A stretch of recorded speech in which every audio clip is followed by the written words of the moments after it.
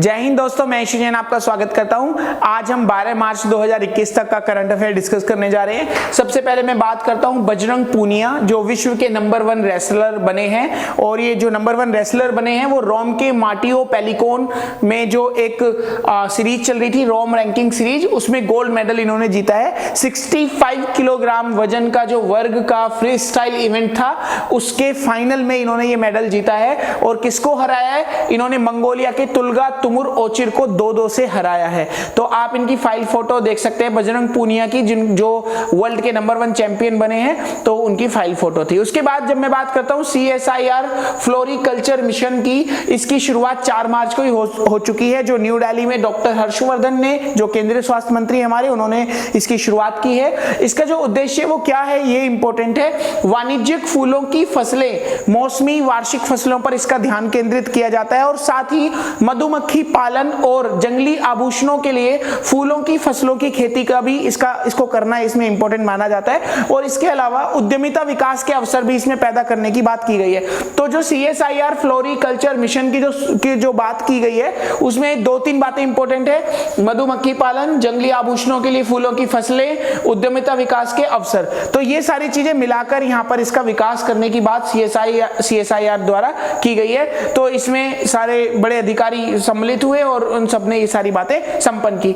इसके अलावा भारत बांग्लादेश के बीच मैत्री सेतु पुल का उद्घाटन किया गया। त्रिपुरा में ये उद्घाटन PM मोदी जी ने वीडियो कॉन्फ्रेंसिंग के जरिए किया। इसके माध्यम से त्रिपुरा से बांग्लादेश जाने में आसानी होगी और त्रिपुरा का विकास भी बहुत तेजी से होगा। तो त्रिपुरा पर ध्यान केंद्रित करते हुए भारत सरकार द्वारा ये सेतु की स्थापना की गई है। इसके अलावा महिला और बाल विकास मंत्रालय द्वारा 8 मार्च को जो 3 अम्ब्रेला योजना थी, उसको वर्गीकृत कर दिया गया। यानी इसके अंतर्गत 3 योजनाएं आती हैं। पहली मिशन शक्ति, दूसरा मिशन पोषण 2.0, फिर मिशन वात्सल्य। इन तीनों योजनाओं को अलग अलग कर दिया गया और इसमें जो बातें कही गई हैं, इसमें जो योजनाएं शुरू होंगी वो भी अलग अलग तरीके से शुरू होंगी। तो ये महिला और बाल विकास मंत्रालय द्वारा 8 मार्च को इसका शुभारंभ कर दिया गया। 2011 की जनगणना के अनुसार अगर आप देखो तो देश की आबादी में महिलाएं और बच्चों की लगभग 67.7% हिस्सेदारी है।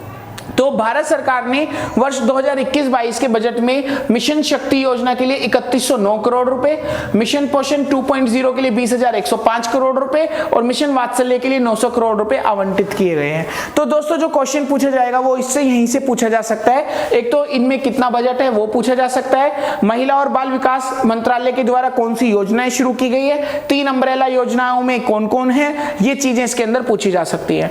इसके अलावा भारत के सैटेलाइट मैन, जिनको सैटेलाइट मैन ऑफ इंडिया भी कहा जाता है, उन वैज्ञानिक, उन प्रोफेसर का नाम है उडुपी रामचंद्र राव, और इनका जो 10 मार्च 2021 को 89वां यानी 89वां जन्मदिन था।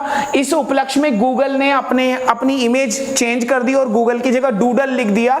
तो जो कोई खास बड़ी पर्सनैलिटी या कोई खास बड़ी बात होती है तो उस वक्त पर ये लिखा जाता है गूगल के द्वारा, ये उनके सम्मान में लिखा जाता है। तो गूगल ने एक भारतीय का इतना बड़ा सम्मान ये जो है यहाँ पर रखा।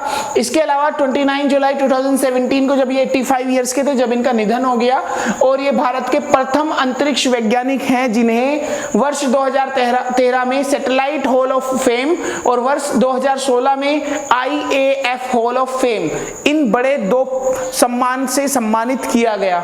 इसके अलावा ये इसरो के अध्यक्ष भी रहे और भारत के अंतरिक्ष के सचिव के तौर पर भी अपनी सेवा दे चुके हैं। उसके बाद बात आती है, क्योंकि ये जो क्वेश्चन हमारे अंतरिक्ष से जुड़ा हुआ है तो इसमें इनके बारे में पूछा जा सकता है। सैटेलाइट मैन ऑफ इंडिया से एक क्वेश्चन निकाला जा सकता है, तो ये इंपॉर्टेंट है। इसके बाद बॉलीवुड के प्रसिद्ध अभिनेता अमिताभ बच्चन को इंटरनेशनल फेडरेशन ऑफ फिल्म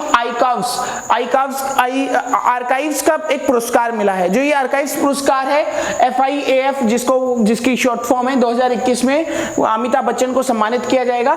19 मार्च को वर्चुअल आयोजन में अभिनेता मार्टिन स्कोर्सेज़ी और क्रिस्टोफर नॉलन द्वारा इनको ये सम्मान मिलेगा। और सबसे बड़ी बात क्या है, जहां से क्वेश्चन बन सकता है, भारतीय सिनेमा के पहले शख्स जिन्हें विश्व फिल्म जगत में उनके योगदान के लिए यह पुरस्कार दिया जाएगा। तो इस तरह से ये जो इंपॉर्टेंट बातें हैं, इनमें से ही क्वेश्चन बनने हैं दोस्तों।